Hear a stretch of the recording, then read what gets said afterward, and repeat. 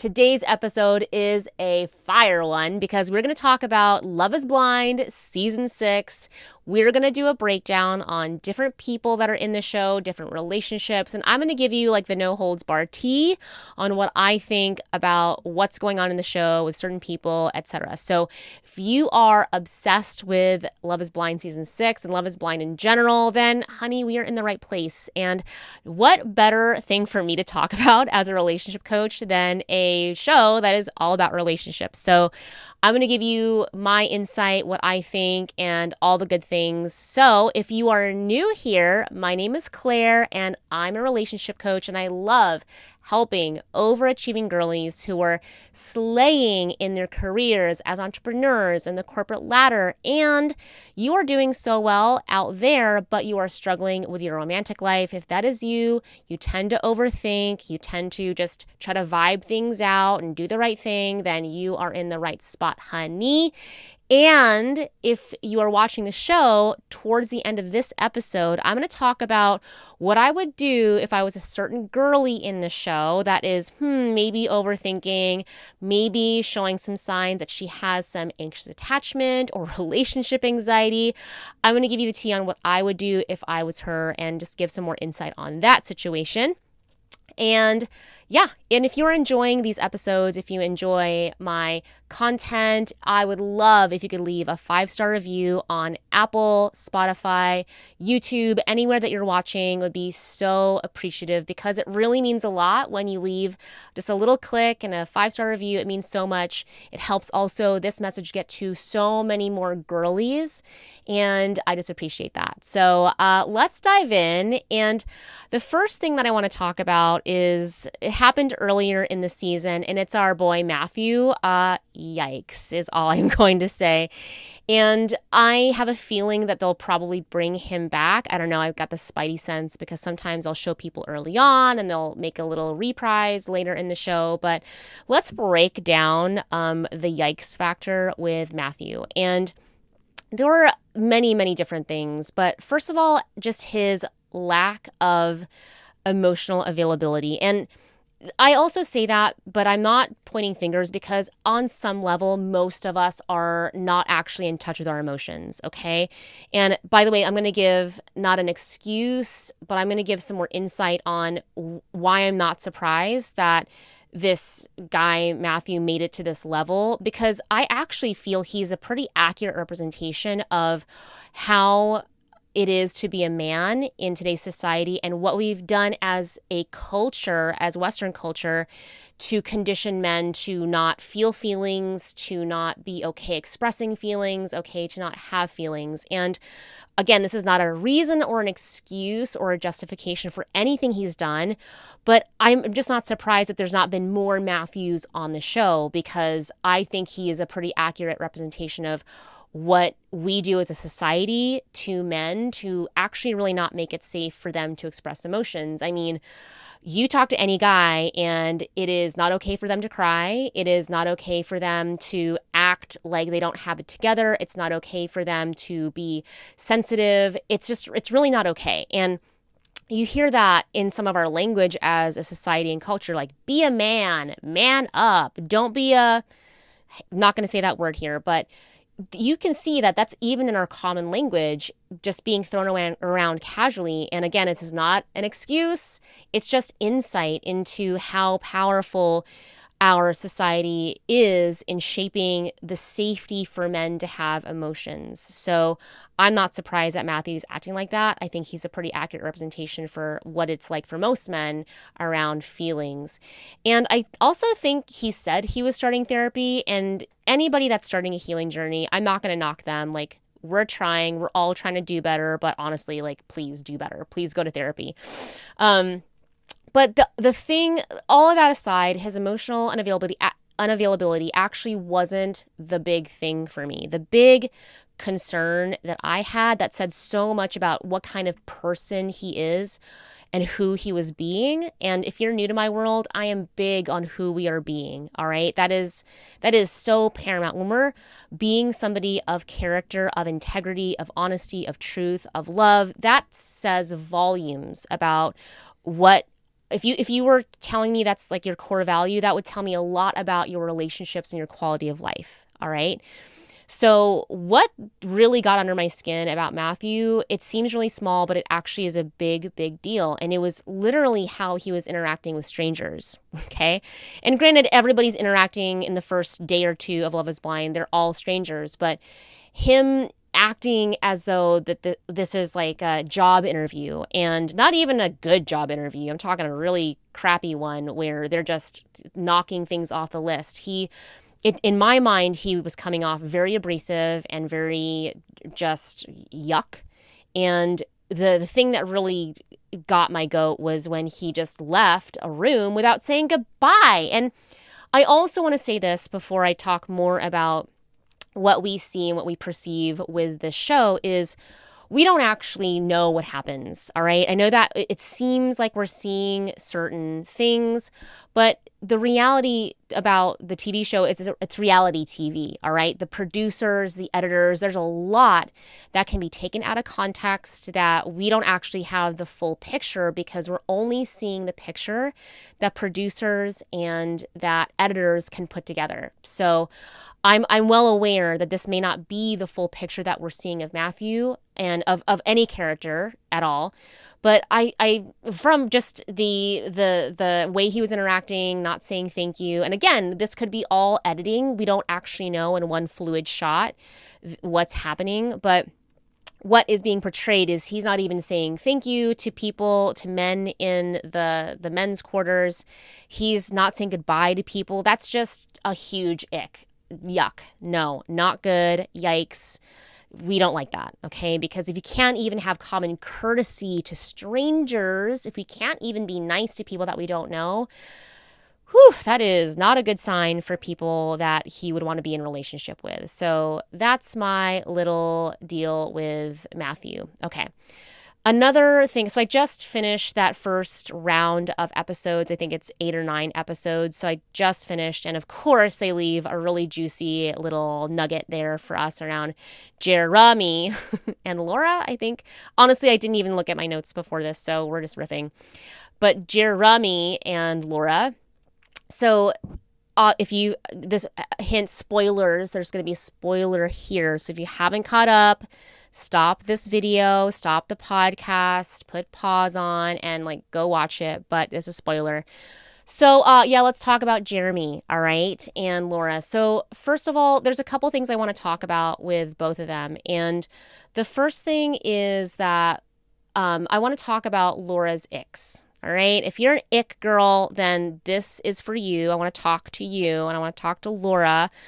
And she actually said something that is so powerful that when I have one-on-one clients that talk to me about this or in my programs, we talk more in depth about it, that your ick, the not liking Hawaiian shirts, is such a shallow, non-relevant thing when it comes to the bigger picture. And I personally think that icks are a way of pushing away intimacy.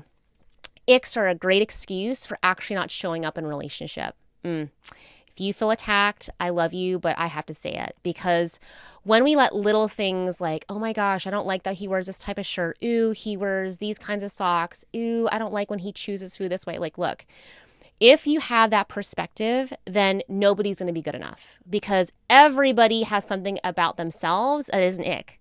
So if you are basing your judgments and how you are connecting with people based on an ew, then you're not going to actually find anybody that's good enough.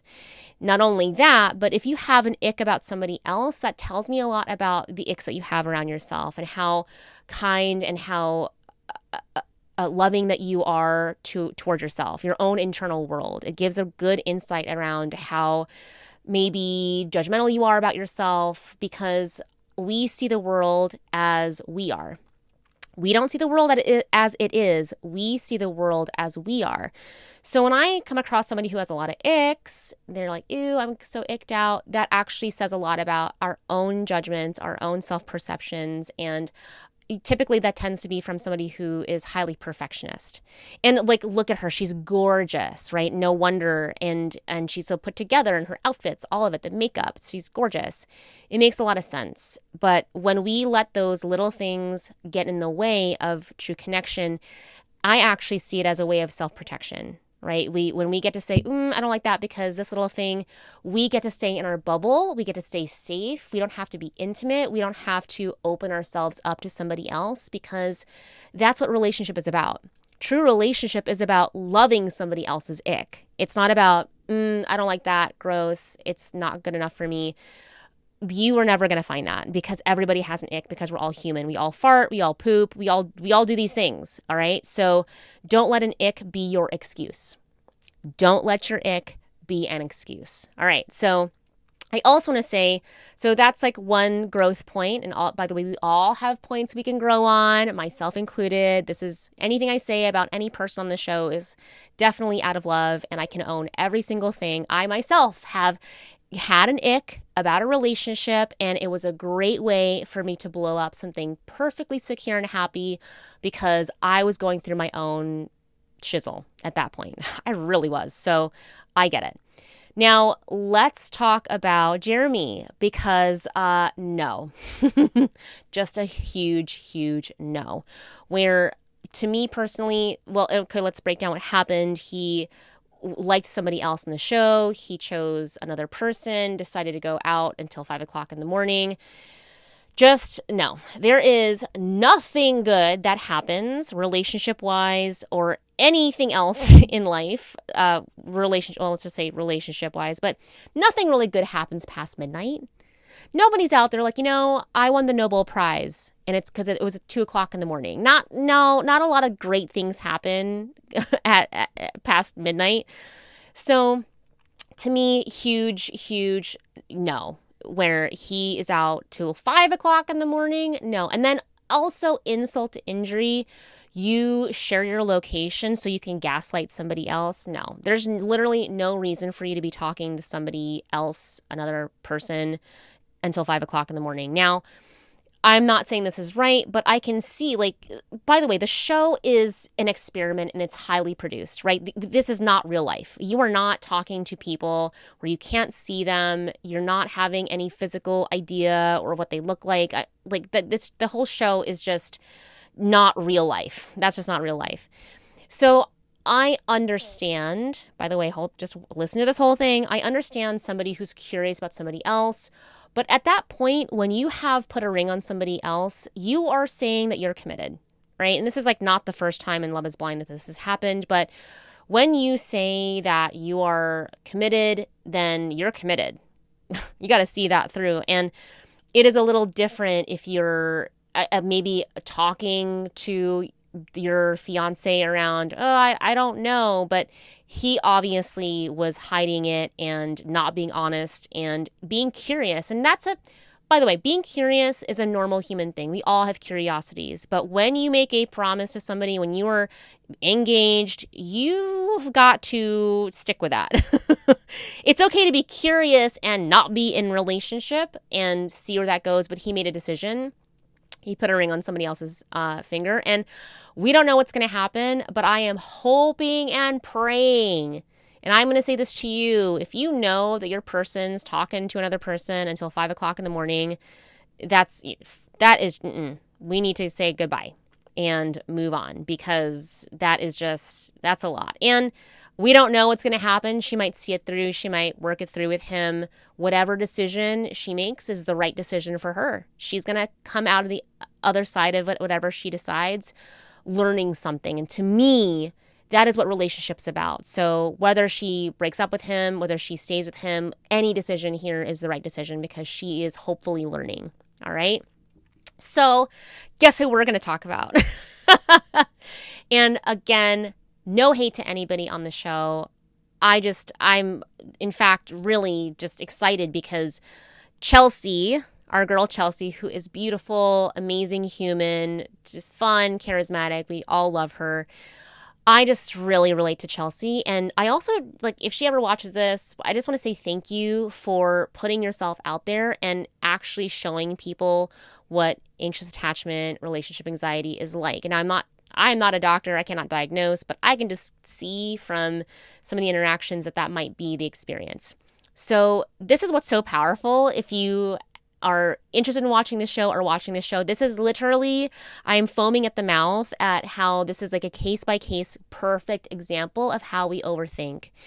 And when we are in a space where we're in our feels, and by the way, there's nothing wrong with being in our feels, your feelings are valid, but when we're dysregulated, when we are not getting the tools to self-soothe, when we're not looking at the whole context, it can get really muddy and really weird fast. All right. So I could spot some of the insecurities. Literally, there's a preview where she says in the first minute of the preview, "You're not telling me I love you enough." And I immediately knew, I was like, I think she might have some anxiety in her relationship. But what was really interesting for me is going through different episodes. And so I just want to break down a couple things that are just jumping to my mind. So I've made a couple pieces of content, but I wanted to dive a little bit deeper here today around what I saw. So there's the first kind of major interaction. They are in they're in the Dominican. I was about to say Mexico. They're in the Dominican, and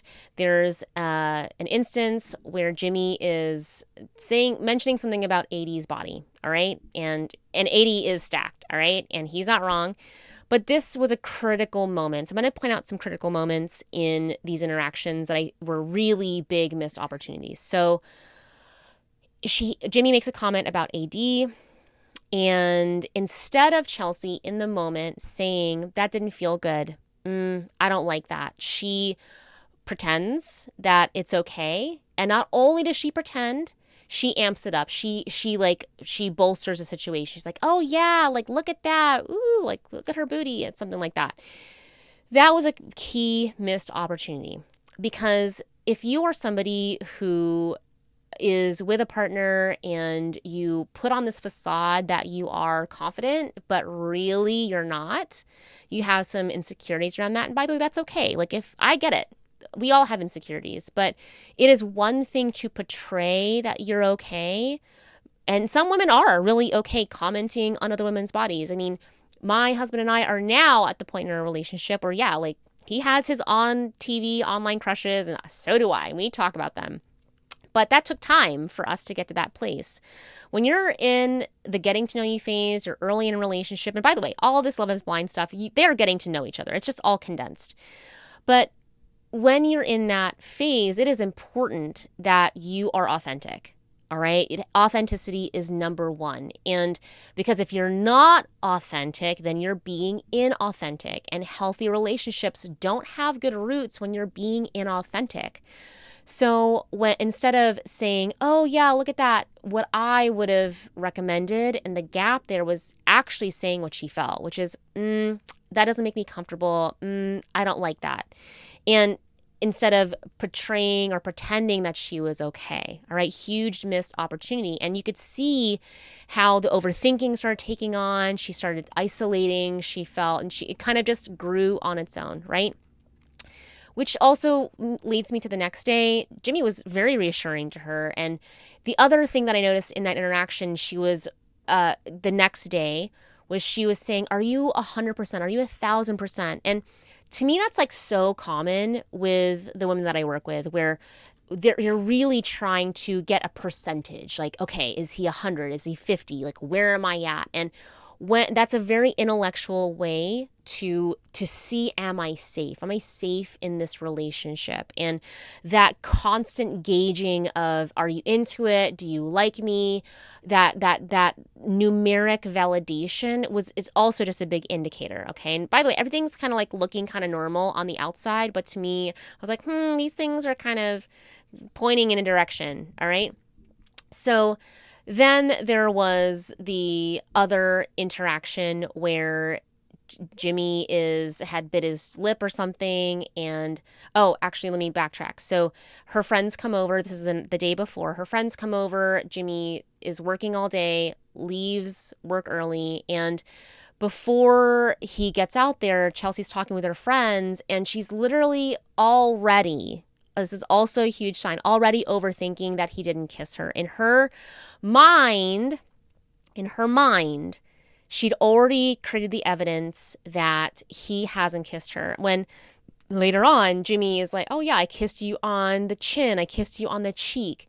And I just want to show that that was a big sign for me that, okay, she's already overthinking and she's thinking that something hasn't happened. And here's the thing, and I talk about this sometimes with, okay, overthinking. And the question is, where is the evidence? All right. And this is really for a specific type of person that actually collects evidence that isn't real. Like, that's going to stay strange, or seem strange, where when we're in a certain mindset, when we have insecurities, when our confidence isn't strong, we will collect the wrong type of evidence. We're not actually looking at what I call facts. Okay.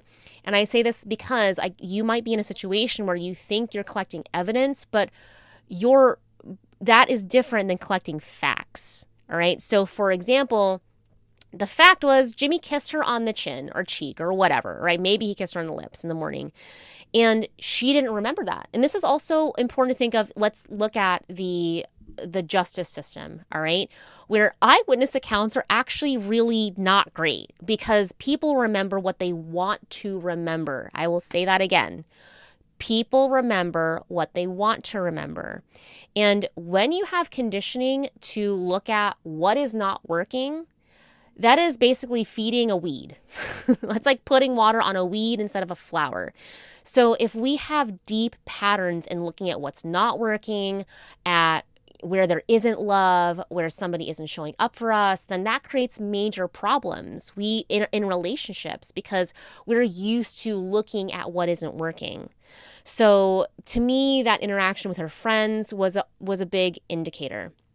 All right. And then we get to the next day where they're having a heart-to-heart and she's basically saying to him, you're not doing enough. And that was not exactly the language that she said, but basically that was the energy around you're not telling me you love me enough, that you like me enough.